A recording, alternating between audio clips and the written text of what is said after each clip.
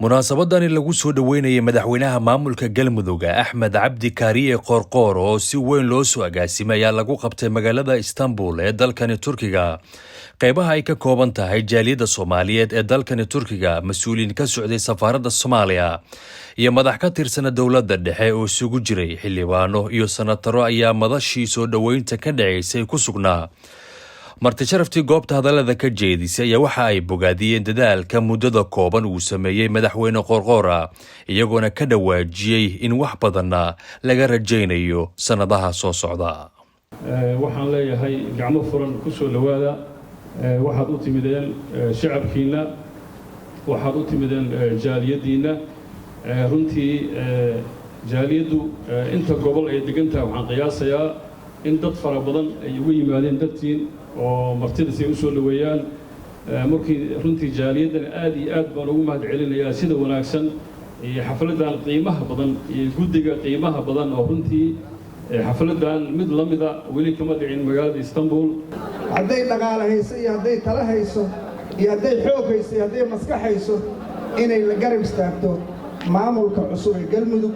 waxaan rabaa inaan hal kelmo oo lagu soo celceliyay aan dul istaago oo la yiraahdo siyaasiyiintuna ay ku soo noqnoqeen oo la yiraahdo madaxweyne Axmedow hore u sii soco wax la yiraahdo.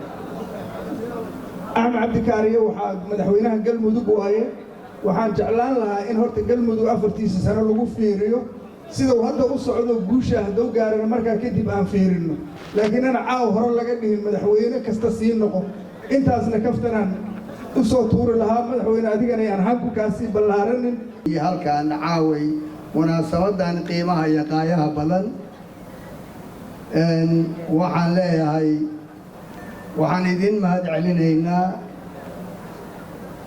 ilaahay dabadiis inaan idin mahad celino idin raano mudane iyo marwaba waa mahadsantihiin inaan idin mahad celinaan halkaan aniga warka ku leeyahay.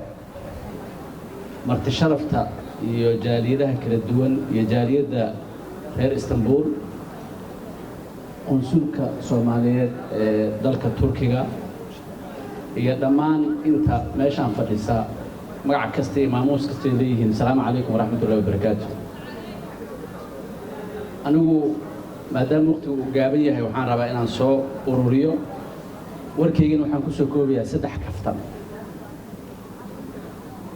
kaftanka koowaad aan rabaa inaan ku soo ururiyo waxay tahay طبعاً أنا وحنا كم بدها ذاتكي معارض كأها هذانا أيوة معارض كمدحون قرقر وحكي ساي أنا بقول هلا هي مدن مدحوينة يمرتدى شرفت له مرتدى نواه ذلك عن تركيا مجا السفارة الصومالية ذلك عن تركيا وسود وهذا مجالدان إسطنبول يبودان ذلك عن تركيا وحد كلام كرتان مدن مدحوينة يبي يقول دجاجة وحد سودك تنباريه أفرتي يبركي هبينمو waxaan celinaynay dadweynaha ka kala imaanaya guud ahaan dalkan Turkiga oo doonaya inay ku soo dhaweeyaan.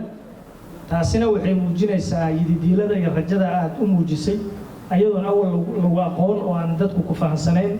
markii madaxweynaha laga dhigay talaabadii ugu horeysay ee aad qaaday waxay noqotay inaad isu raadisid reer Galmudug. jawiga munaasabadda ayaa waxa uu ahaa mid aad u degan. qof walba oo goobta ku sugnaana waxa uu sugayay hadalka madaxweynaha maamulka Galmudug Axmed Cabdi Kaariye Qoorqoor oo gabagabadii codbaahiyaha lagu soo dhaweeyay. jaaliyadda waddankan Turkiga qaybahooda kala duwan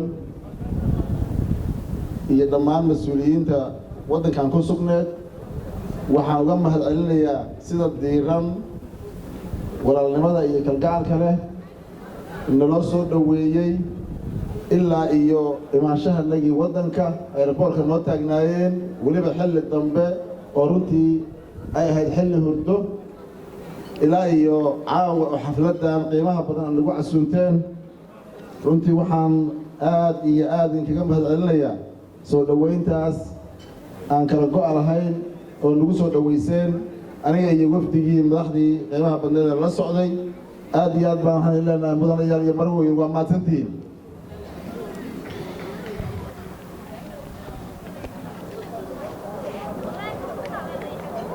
sidoo kale waxaan u mahad celinayaa dawladda aan walaalaha nahay ee jaaliyadda ballaaran ay waddankooda joogaan ee Turkiga dowladda iyo shacabka reer Turki oo Soomaaliya xasuus gaar ah ku leh waa u mahadcelinayaa.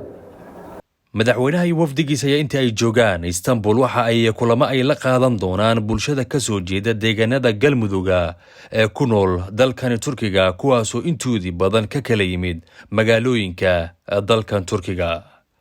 Salman Jamal Saeed TV-ga caalamiga Universal Istanbul.